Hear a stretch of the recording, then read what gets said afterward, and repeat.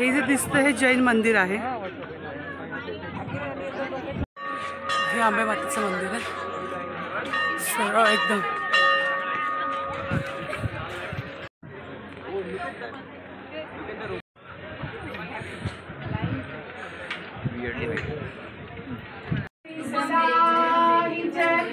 भक्तों के भंडारे भरने वाली माता तेरी सदा ही जय हो।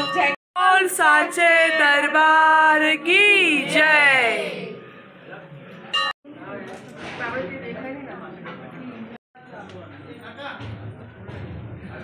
ही अंबा माता आहे। आणि जिथे आपण आता आहोत ते अंबा मातेचं मंदिर आहे। ते शक्तिपीठांपैकी एक आहे। 52 108 देवी पुराणात लिहिलेली आहे या शक्तिपीठांपैकी एक आहे।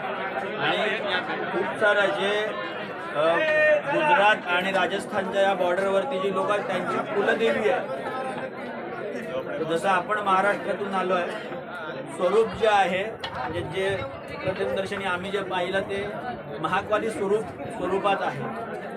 त्यामुळे जर आपण आलो आहे, आपण महाराष्ट्राला आपल्या घरच्या प्रत्येकाला म्हणजे आपल्या कुळाला रिप्रेझेंट करतो, तर आपण आपल्याकडून म्हणजे आपण या आपल्या ग्रुप करून आपापली प्रत्येकाने नावं घ्यायचे, गोत्र म्हणायचं, माहीत असेल तर, नसेल माहिती तर काश्यप गोत्र म्हणायचं आहे। आणि मग आपण सर्वांच्या वतीने ही ओटी आईसाहेबांच्या चरणी अर्पण करणार आहोत। ओके।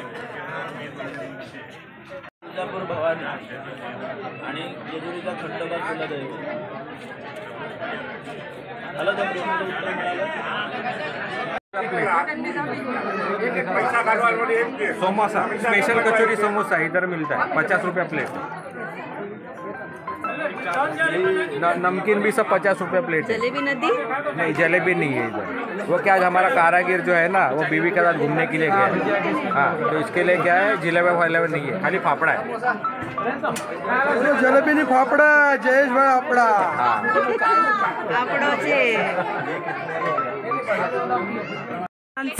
मंदिर आहे, तिथे चढणार। तो डोंगर पुन्हा खाली उतरला जाईल आणि तिथे गुरुशिखर आहे। आता आलेलं आहे आणि आम्ही अशा प्रकारे 8000 पायऱ्या चढलेलो आहोत। आता गोरक्षनाथांचं दर्शन घेऊन थोडा विसावा घेऊन पुढचा प्रवास पुन्हा सुरू। बाबा धन्यवाद। आलो शेवटी। आई लता गुरु गोरक्षजी की अखंडनी।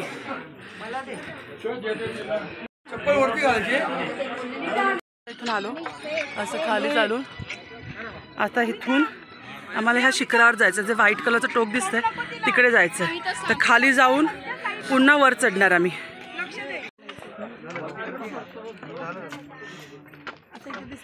हां,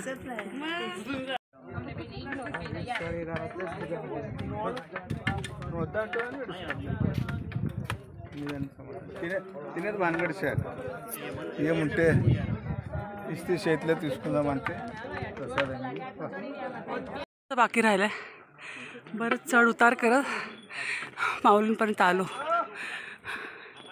चढून राहिलंय फक्त। हे दत्त शिखर आहे, गुरु शिखर म्हणतात त्याला।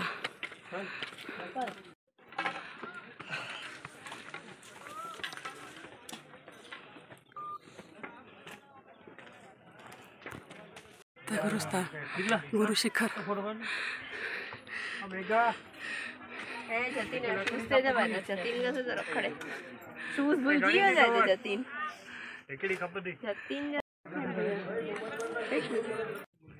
इकडे धुनी कमंडल तीर्थ आणि इथे प्रसाद मिळतो, तर हे ते स्थान आहे। आम्ही प्रसादाला चाललो।